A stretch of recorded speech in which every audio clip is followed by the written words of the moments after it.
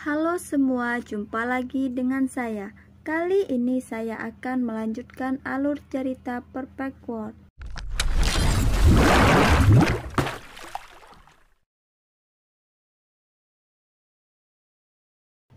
Di pagi hari desa Batu yang sangat indah, matahari terbit menyebarkan pancarannya, menutupi desa dalam cahaya warna-warni keemasan. Cuacanya sangat bagus hari ini. Si Hao baru bangun tidur. Setelah melakukan peregangan sebentar, dia merasa sangat santai. Dia tidur sangat nyenyak tadi malam. Sama sekali tidak seperti di dunia luar di mana dia selalu waspada. Segera setelah itu, desa menjadi berisik lagi. Asap mengepul dari cerobong asap, dan bau daging datang dari setiap rumah. Paman Si Hao, apa yang kamu makan? Seorang bocah kecil berlari dan menatapnya dengan mata nakal, menyebabkan Si Hao tertawa. Ini, aku akan memberimu beberapa, jangan terlalu serakah. Si Hao merobek sepotong daging naga banjir dan menggunakan kultivasi alam ukirannya untuk memperbaikinya. Jika tidak, anak kecil pasti akan mengalami beberapa masalah setelah memakannya. Baunya sangat enak. Di rumah, ibu saya tidak mengizinkan saya makan dan mengatakan bahwa itu harus dibuat menjadi obat terlebih dahulu. Dia bilang itu buruk untukku, ucap bocah kecil itu. Kamu benar-benar tidak boleh makan terlalu banyak makanan ini. Saya hanya memberikannya kepada Anda setelah memperbaikinya. Di rumah, kamu harus mendengarkan orang tuamu. Mengerti? Si Hao berkata. Ya, Paman, anak kecil itu mengangguk. Si Hao tersenyum. Kemudian dia membuat makanan dan aromanya menarik anak-anak di dekatnya. Paman kecil, aku juga mau.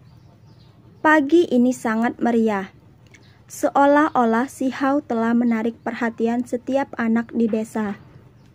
Kemanapun dia pergi, mereka semua akan mengikutinya seperti ekor dan tetap di sekitarnya. Paman Si Hao, bawa kami untuk mencuri telur burung.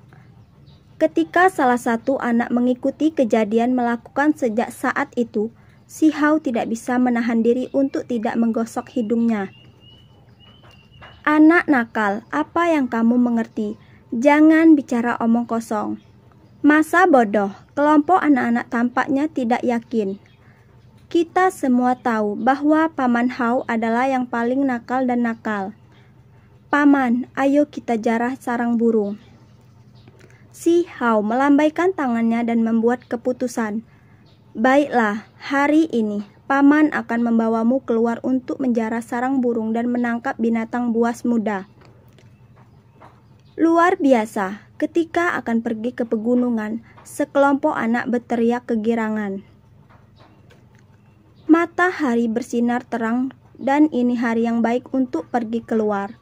Karena aku bilang kita akan pergi. Maka ayo pergi. Si Hao melambaikan tangannya dan berkata, mereka yang belum minum susu harus kembali ke rumah dan melakukannya. Kita tidak akan punya waktu ketika kita keluar nanti. Sekelompok anak-anak segera tertawa terbahak-bahak.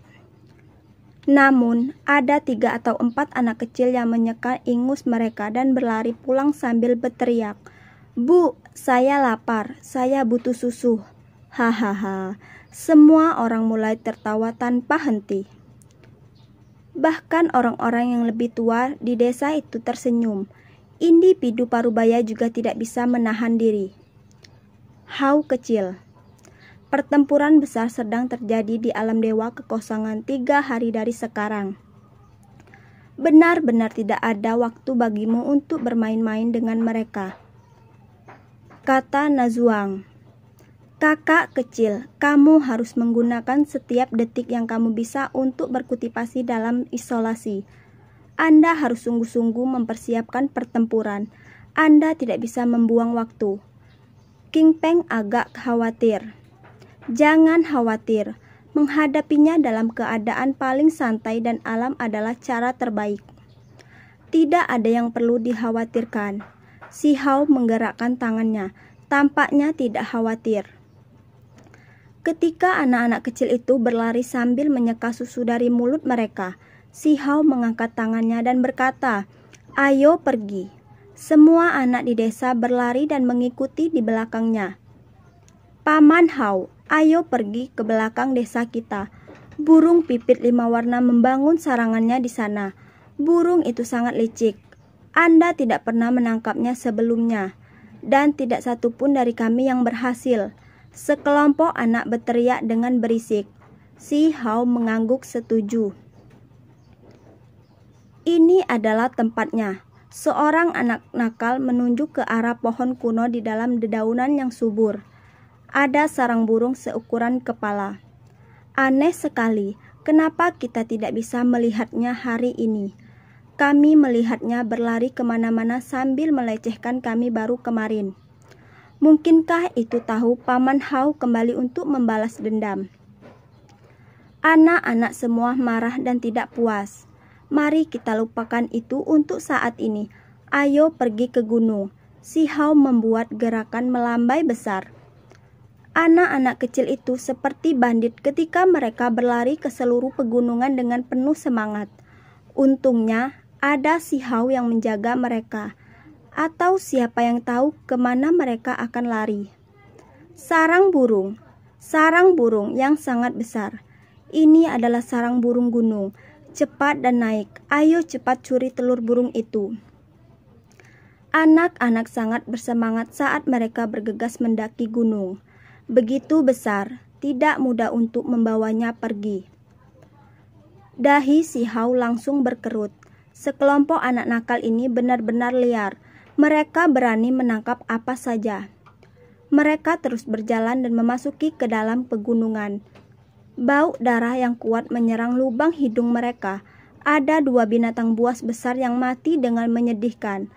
Dan darah benar-benar mewarnai tanah dengan warna merah. Si Hao terkejut. Di antara mereka ada seekor macan tutul.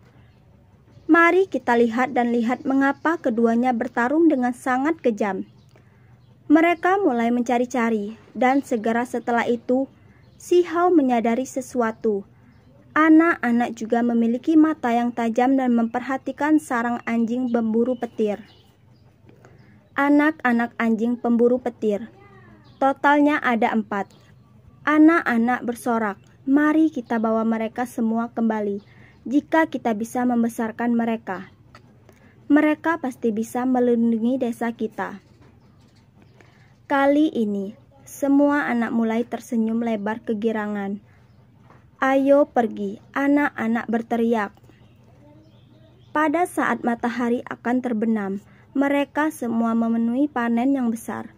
Mereka juga memegang telur burung besar atau memeluk binatang muda yang berharga. Senyum mengembang di mana-mana. Matahari yang tenggelam menyentuh cakrawala, memanjangkan bayang-bayang sekelompok penduduk desa. Tak satu pun dari mereka kembali dengan tangan kosong saat mereka kembali ke desa di bawah cahaya malam yang berwarna merah. Desa itu penuh dengan gerakan yang ramai dan tergesa-gesa. Begitu si Hao meletakkan keranjang obat di punggungnya, keempat balita itu berlari ke desa sambil berteriak, "Bu, aku lapar, aku ingin susu." Hal ini membuat penduduk desa tertawa terbahak-bahak. Ketika mereka melihat semua binatang muda langka dan telur burung yang dibawa kembali oleh anak-anak, mereka terkejut dan khawatir. Mereka agak takut bahwa mereka tidak akan bisa mengendalikan makhluk-makhluk ini ketika mereka tumbuh dewasa. Tenang, tidak ada yang perlu dikhawatirkan. Tak satu pun dari makhluk-makhluk ini adalah jenis yang biadab. Selain itu, dengan bibi Grand Scarlet Eagle untuk menjaga mereka, mereka dapat membentuk sekelompok keturunan.